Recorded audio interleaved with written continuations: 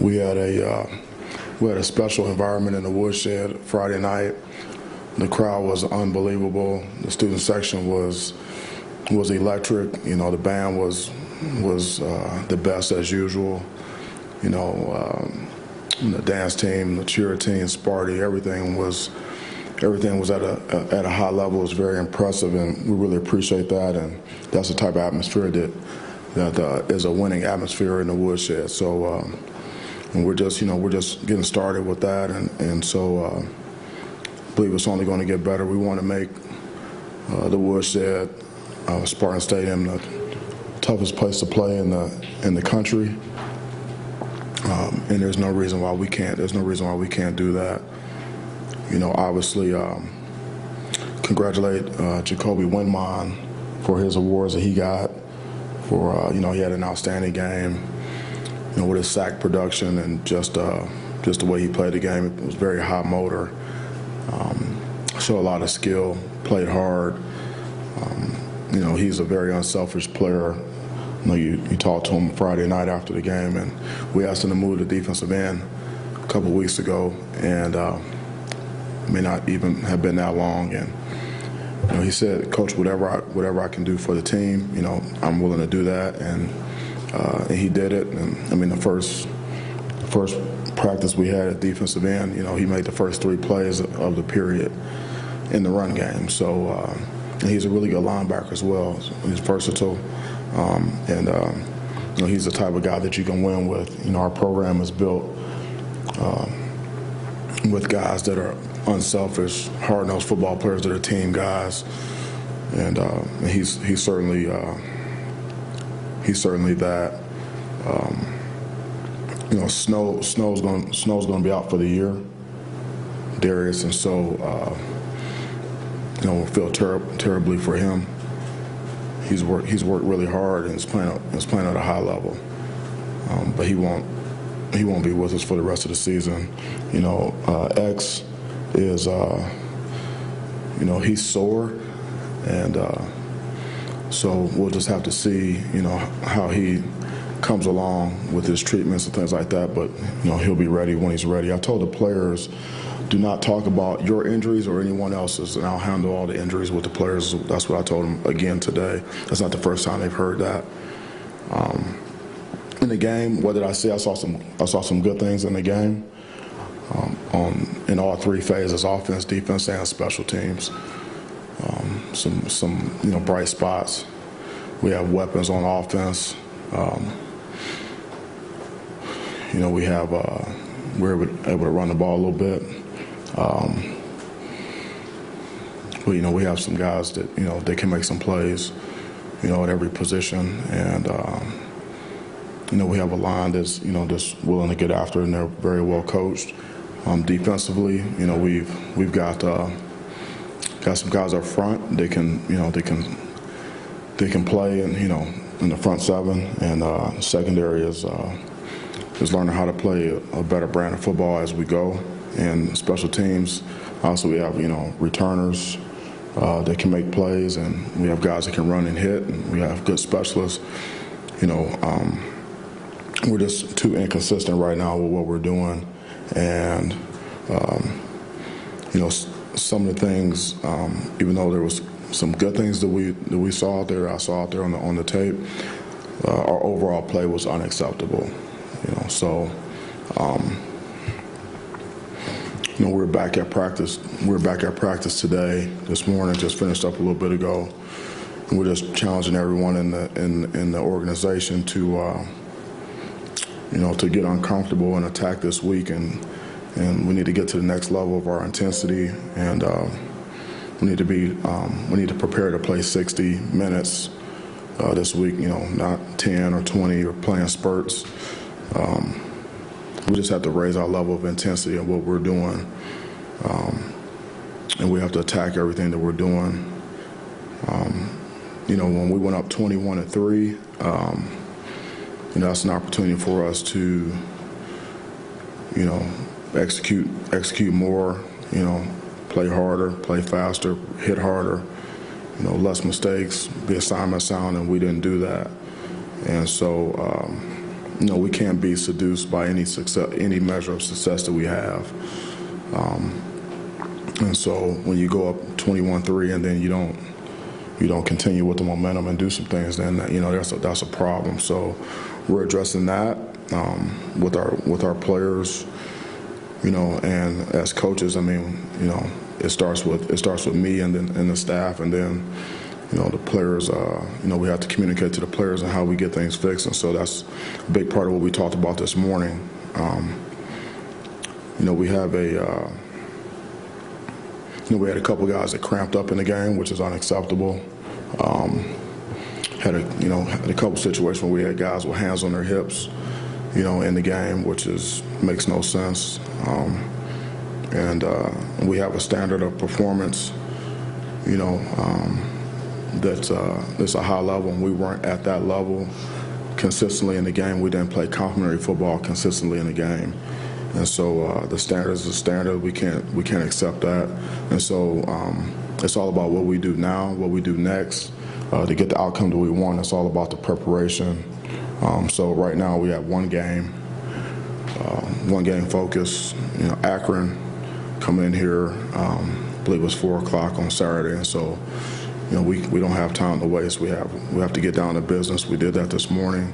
We have to have laser focus, intentional focus on what we're doing, so that we can have a better performance and be more consistent in all three phases. We can play complementary football up to the standard that's expected here. So with that, I'll open it up if anyone has anything. Mel, I wondered, kind of two parts here with Darius's injury, I guess. What did you see from the linebackers without him? What did he bring in the time that he was there? And as kind of a second part to that, do you feel, because it seems like around college football there were some other dings and bruises. Do you feel like, or I guess what's your opinion on the amount of tackling you guys can do in camp? And do you think that has an effect on some of those things going on right now? It didn't have any effect on that particular play, I don't think. And so, yeah, I mean, we all talk about it as coaches, and the NFL scouts talk about it when they come in here about, because we go through camp and we have injuries, and I even talked to NFL guys about like their preseason approach, and they're saying they're getting to the point where they don't even want to hit in practice because they don't want to get guys hurt, so they can't play in the game. But then when they get in the game, they haven't been hitting as much, and then they're telling me the injuries are way up, early in the season. So we hit as much as we can, and like when we have the shoulder pads on. We go at a tempo that's called thud, where we'll hit the guys, we'll strike each other and deliver blows, above the waist, high and hard, and through the whistle, and then with the emphasis of, getting yourself in a football position where you can strike a guy and club him up and wrap him up, and then let him run, and then the rest of the guys just tag off, so we can get the leverage on the runners. With the emphasis being, not being on the ground, and that's really important. So, like in camp, like half of the injuries that we had, camp were a result of guys being on the ground when they weren't supposed to be on the ground. Being out of control, not having contact balance, being on the ground, someone tripping over a guy, or a guy falling on his shoulder, getting an AC deal or something like that. So. And that's all technique and balance and body control. So I don't think that what we're seeing in particular from our team right now, any injuries as a result of not having enough contact. We even get to the point sometimes where we feel like we have to pull back from some of the contact because we're trying to get our guys to the game. And we want them fresh and ready for the game. What I see out of the linebackers, so like I said before the season started, we have more depth at the linebacker position than we had a year ago. And so, as you remember, Winmon was playing linebacker just a couple of weeks ago. So we had Winmon and Cal and Brule, and Van Sumeren, and Snow, and Ma, guys that were, in there, taking reps and things like that. So, we still have, good players at that position, and they're all going to have to play for us, and they're all going to have to play winning football for us to be able to get the job done. But what Snow brought to the table was, first of all, he's a good player. He's really smart, and he gave tremendous effort in practice. He was one of the guys that we would point to on a routine basis, like every day, giving maximum effort to the ball. We actually stopped giving extra effort plays, like extra effort production to guys. Points, you on a play, you grade every play and you give production for the day. And we used to give extra effort points for guys, and we stopped doing that, because guys like Snow, that's how they were playing every play, and we said that's the standard. Why are we giving extra effort points for? That's how it should be all the time. So we just eliminated that, and he was one of the reasons why, And so he did that. He's got versatility. As you know, he played defensive back a year ago. And so, he has an understanding of the coverages. He's comfortable in space. And from the day we moved him to linebacker, he showed that he's willing to come downhill and strike offensive linemen as they come off the ball and violent shed and finish on the ball. So, he is a very versatile guy that can do a lot of things for us. So, it's next man up,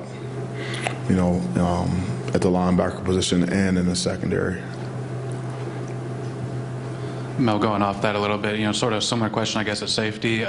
Who are those guys? What did you think when you were able to watch the film of Kendall getting in there and Jaden getting in there once X went down? And just what does that look like and having to get those guys prepared? Yep. Well,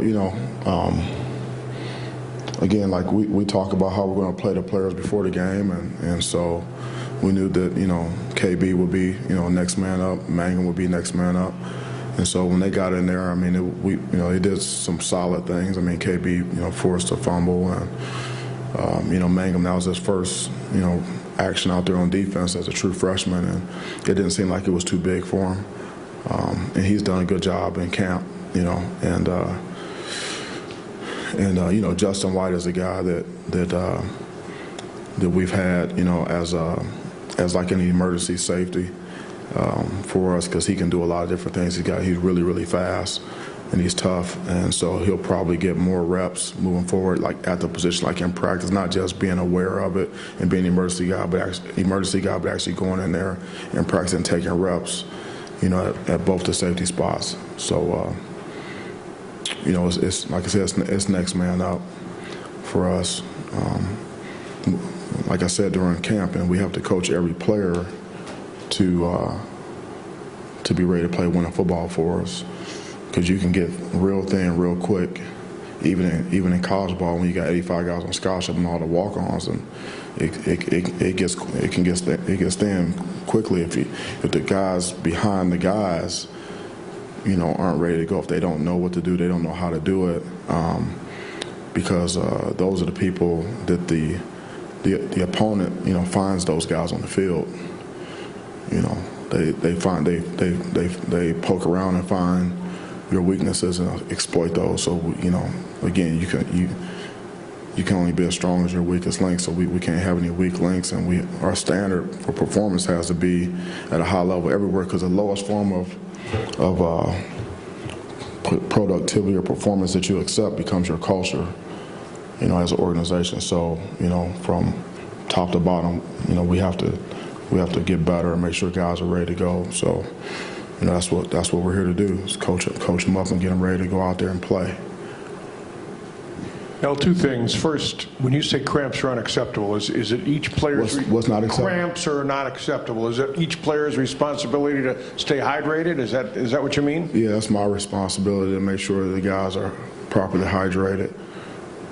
Yep. And so we have to put together a plan to make sure the guys, follow the plan and that we're on top of it. We shouldn't have guys cramping in East Lansing, you know what I'm saying, in September. I can't think of a good reason for that. The other thing is there's a natural energy to the opener. Everyone's amped up. They're excited. Do you have to concoct any of that for game two because it's not the same environment?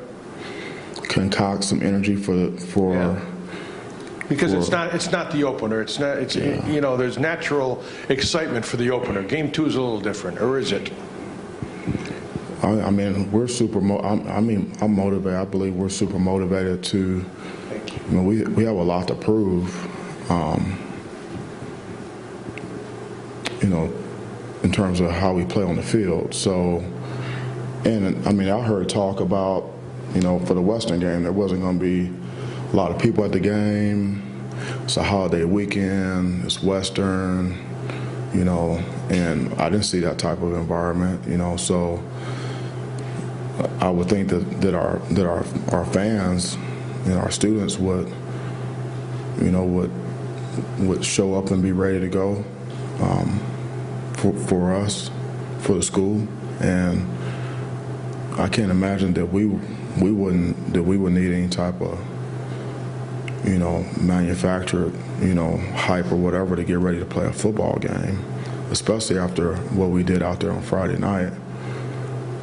I can't imagine why there would be any type of. We'll just have to see. I don't know. We'll have to see.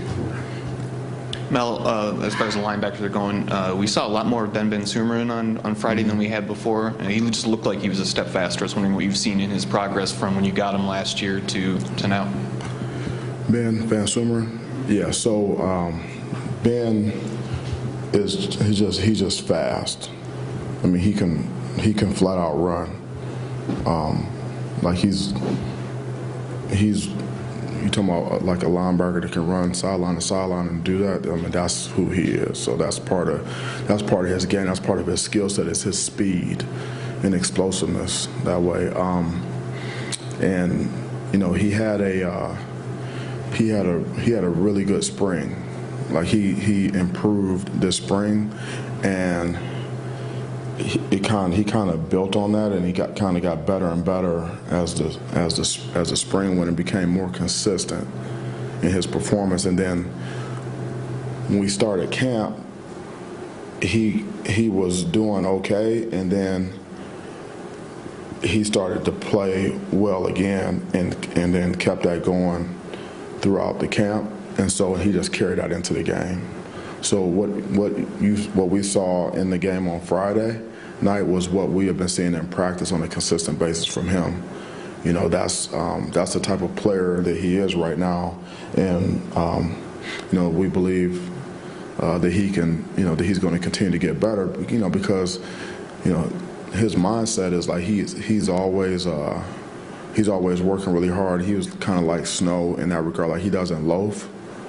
Like he's always full speed in everything that he does, and he's dead serious about his performance, you know. So, you know, guys like that get better. He cares. You know, he's got a chip on his shoulder, and I have a lot of respect for him, just the way he competed to create an opportunity for himself to be on the field, to be able to prove that he can make plays, and he did that, and that's what we all need to do. You know, we all need to prepare and prove it. And then when we get the opportunity, then take advantage of it, and then not be seduced by success, and use that as like motivation to want to do more, not less. You know, so you know, certainly he's earned everything he's gotten to this point, and I don't anticipate him slowing down at all. Mel, last year, clearly, Kenneth Walker was the focal point of this offense. And a lot of the talk about this offseason was sort of replacing that, however that may happen. Peyton Thorne would be a likely guy sort of stepping up, even though he was obviously key last year. He wasn't too pleased with his performance on Friday. There were obviously some good things, maybe some things he could have done differently. I wonder, now that you've watched the film, what you thought of him, as well as both the running backs who are all sort of in tandem replacing that production. Yeah, I thought Peyton did some good things in the game, and it doesn't surprise me when he comes up here, you know, right after the game and says he was disappointed in his performance, because he's a perfectionist, and I mean, he's always, I mean, that's just how he is. it's never good enough. And so if he misses a throw, he's he holds himself accountable for that. If he tries to do too much, same thing.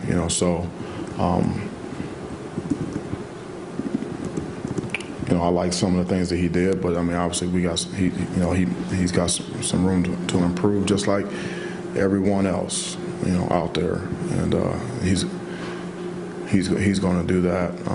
I don't think there's anyone that's more determined than him, about playing, great winning football. We just have to play at a higher level. Our level of execution is not consistent. And I don't like that. We know none of us like that, because it's all about consistency and performance. We look really, really, really good, and then sometimes we look really, really, really bad. And so that's what we need to do. But I'm glad Peyton's our quarterback. I know that much, because I know what he's made of. I know how he's going to compete. I know how he's going to approach this week. He motivates me, how bad he wants to get better. And then the running backs as well. Burger. Yeah. So I think you can kind of get a little bit of a picture of like what our plan, was going into the game, was to, use both backs and run the ball some, and have our play action and take our shots and things like that. And when you look at Berger and Jay Brew, I think you can see that both of those guys are capable of, carrying the football for us and being productive, as long as we have, good offensive line play and the tight ends block and the receivers block, and Peyton gets us in and out of the right plays, and those guys take care of the football, and we can get production at the running back spot, and that's what we're going to do. Yeah. Mel, I know you've often said when you guys are looking through the portal for players, it's not just the on-field, but you are trying to evaluate like cultural locker room fits as well. Mm-hmm. With Jacoby, were you able to sense that sort of selflessness with him when you're trying to recruit him out of the portal and everything? Just, on paper, it would seem like he's a guy who's a senior. He's already made that transition to linebacker. He was an all-conference guy. Like, and maybe someone in like his mind, like, this is sort of my shot to make it. Now you guys are asking him to do something different. Obviously, it works out. But more of the story, did you detect that sort of selflessness when you were recruiting him at that stage?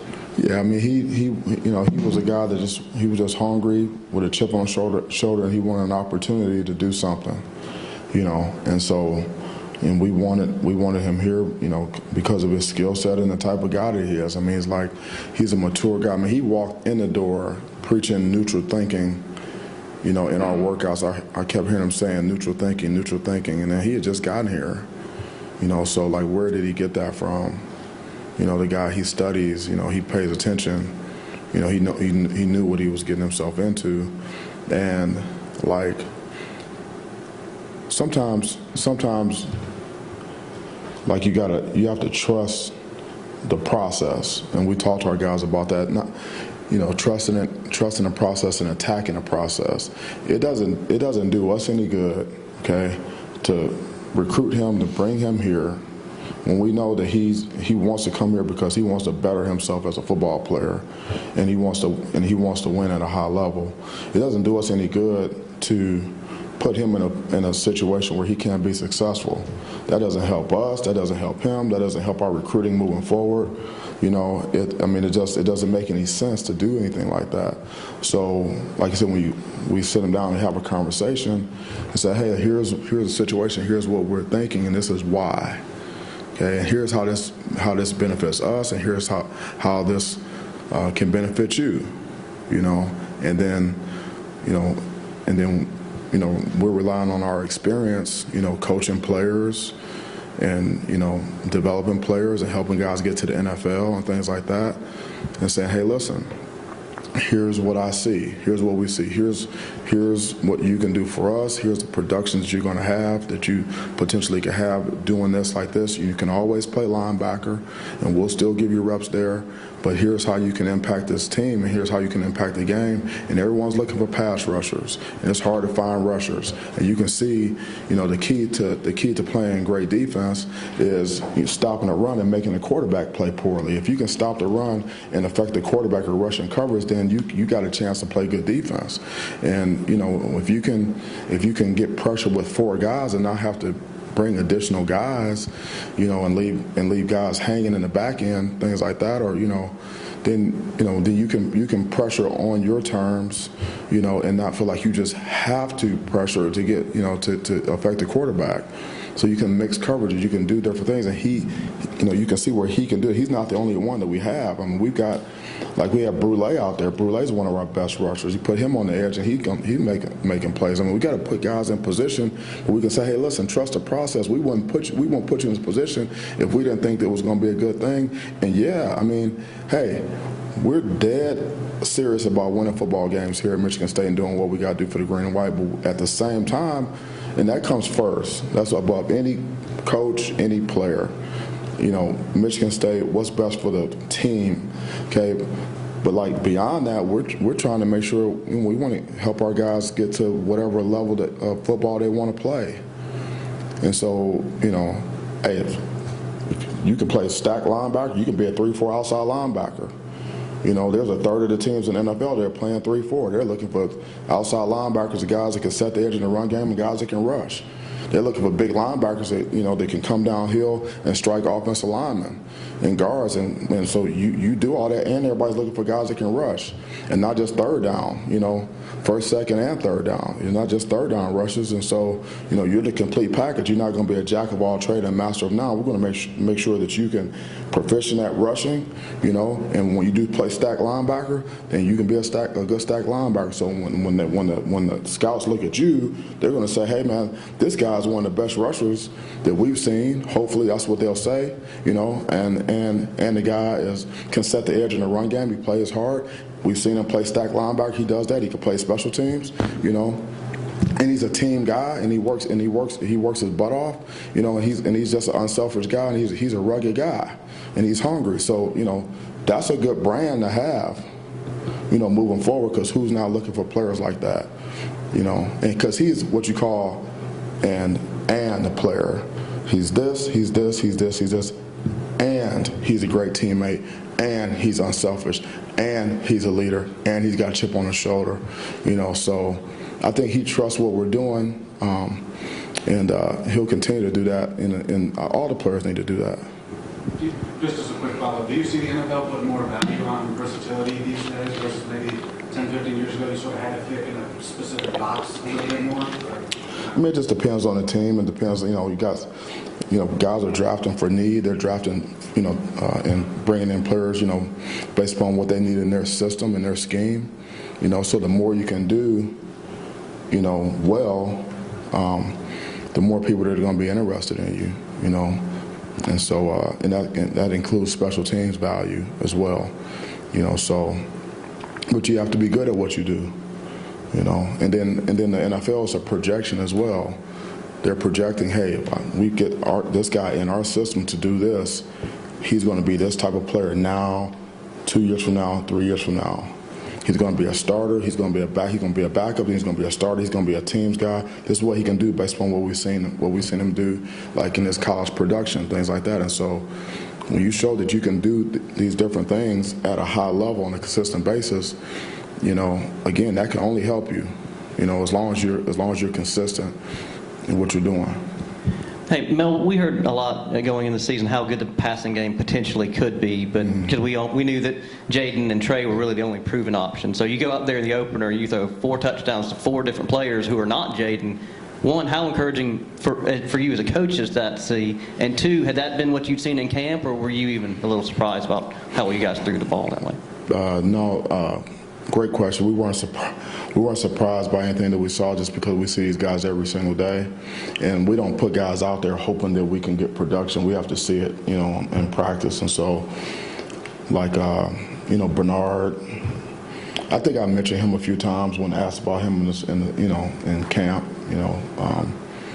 But he's a good player, good young player, potential to get better. Coach Hawkins is a great football coach, and he knows how to get guys ready and get them ready for the moment. Everyone was talking about Keon all camp, so I don't think there was any surprises there. There's nothing that he did in the game that he hasn't done in practice. We know Trey Mosley is very, very consistent. He's a really good player. I'm not going to say that he's an underrated player. Because we appreciate him and we know how good he is and what he can do for us. Barker, he's had production at where he was before, and he had production in camp, for us. It was no surprise there. Jay Reed did some things in the game, and he was open quite a bit. And then he got a few yards in the return game. So, and we have some other guys as well. They can make plays, so they just have to be patient and keep working hard. And when the ball comes to them, make plays. But you saw Malik Carr. We like to use our tight ends in different ways. So, he and Tyler Hunt as well. And then we have some guys like Fitzpatrick was out there. We'll see how many reps that he continues to get. Montoya has been a little sore, but he's starting to come around a little bit, and so we saw him towards the end of last year, make some plays as well. So we have some guys. I love this football team. Don't get me wrong about this team. I absolutely love this team.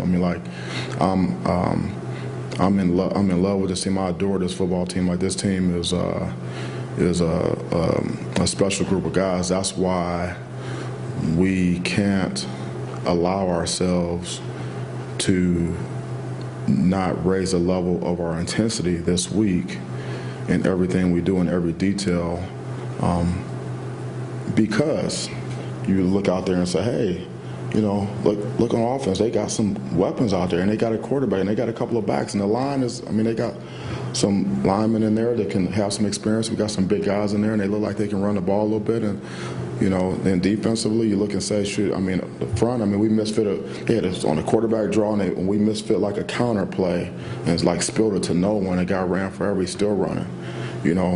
But then you say, guys started fast and did some good things, and we're flipping the field and special teams.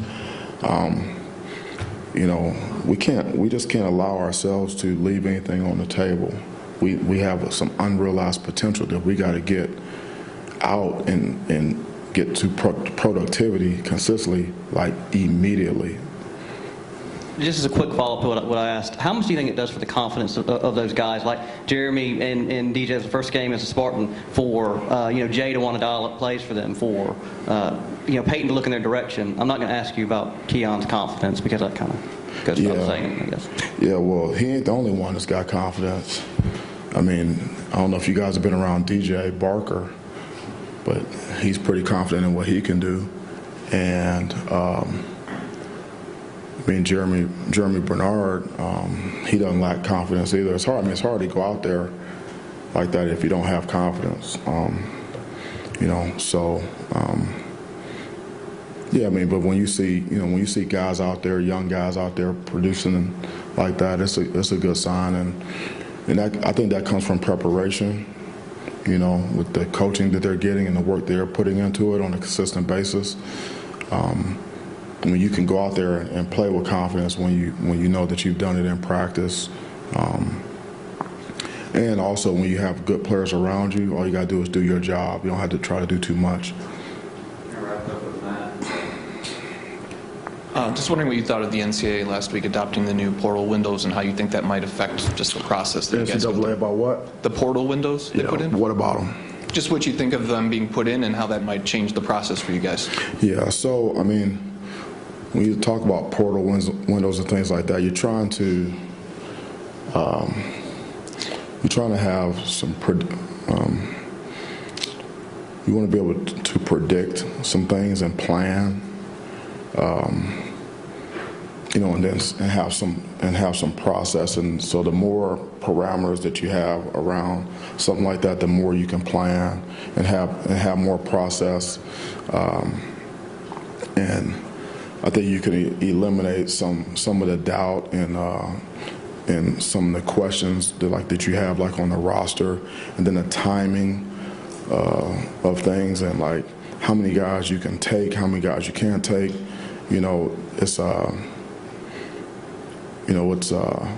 It becomes a roster management, challenge. And so, the more parameters we can put around things, it's just going to help us just plan more and have a tighter process. So, that's kind of how I feel about it with those things. Did you ask me about something else, or was just that? No, just that. Yeah, okay. No, you said X was sore. Does it look like he's not going to need surgery then? And it seems like you've had a pretty special relationship with Darius. We even saw that at your radio show. At a time like this, can you share anything you said with him? How's he doing? And how important is a coach like that at a time like this?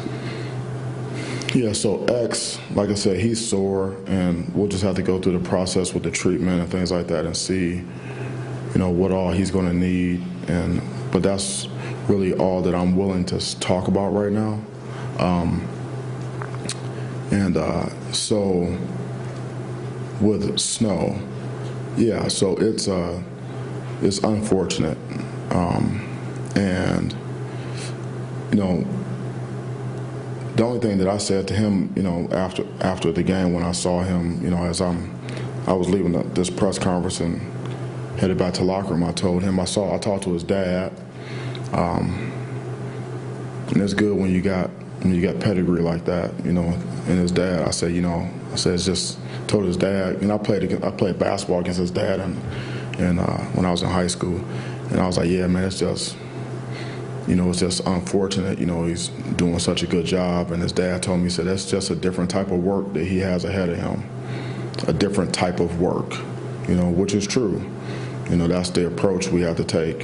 He's got to take. It's just he is where he is right now, and so the type of work that he's going to be putting in from this point is different than what he's been doing, but it's still going to be work. It's all work. I told him when I saw him after the game, I said, remember I told you this, because I don't know the extent. I still don't know the full extent of everything with him. We still have some more stuff we're trying to get back today, like images and things like that.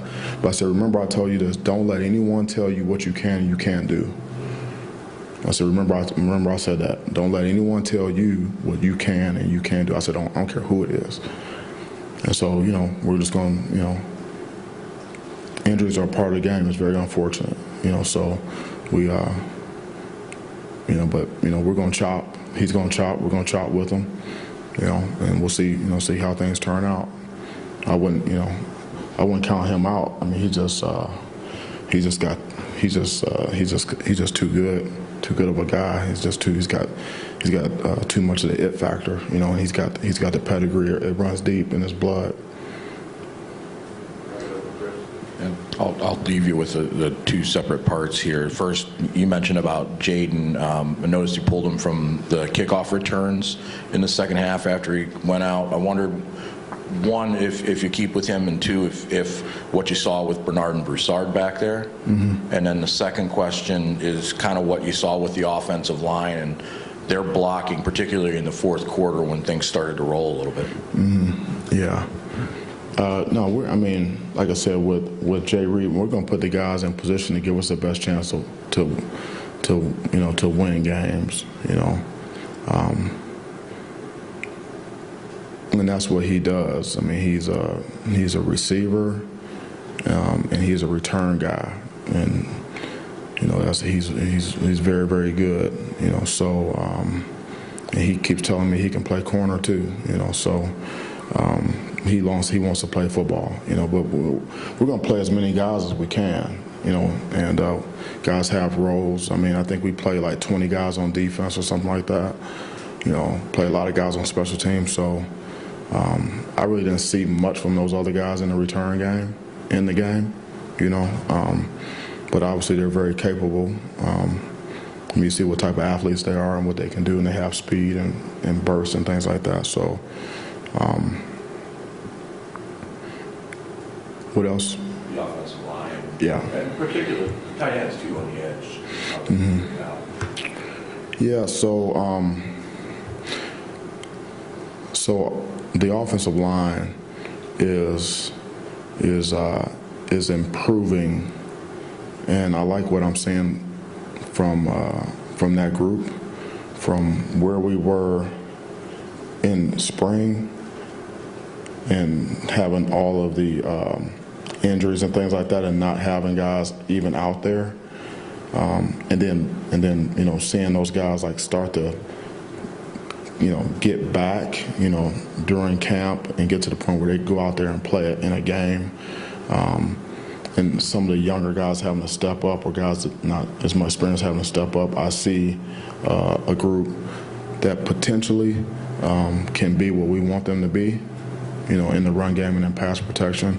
Same thing with the tight ends. I mean, all those guys are willing blockers. They know if they don't block, there's just no chance for them to get the ball ever. And so they take pride in that. Same thing with the receivers. And so, Coach Cap is, he's one of those guys that, that you need to have on your coaching staff. He's one of those guys that, you need someone like him to coach your line, because he's going to get the most out of those guys, every single day. And whatever they can be, they will be, because he's coaching them. And he gets those guys to believe in the technique and the process and the grind and everything, and how hard you have to work. And so, like, whatever they can be, how good they can be, that's what we're going to get out of them. And so, and then, as the game went, we were able to get some push. And I think we got like 7 yards on Berger, like on his first touch. It wasn't like we waited until then before we get some push, but that 4th and 1 was a big play for us. And so but we didn't on both sides of the ball and on special teams, we didn't really accomplish what we wanted to accomplish in terms of physicality and wearing them down. And that's a credit to them and their conditioning and their coaching and their toughness and their program. That's a good football team that we played. They're going to win a lot of football games this year. But we gotta get more physical. We got to get more nasty. We have to be more relentless in what we're doing in order to, dominate in the trenches and play the type of football that we need to play, especially at home in an opening game like that. In front of the world, on packed house like that, we need to be more consistent and more physical, more dominant. So, and that starts up front with the offensive line and defensive line. All right, thank you so much. Thanks for coming out. Thanks for covering the team. Appreciate what you do. And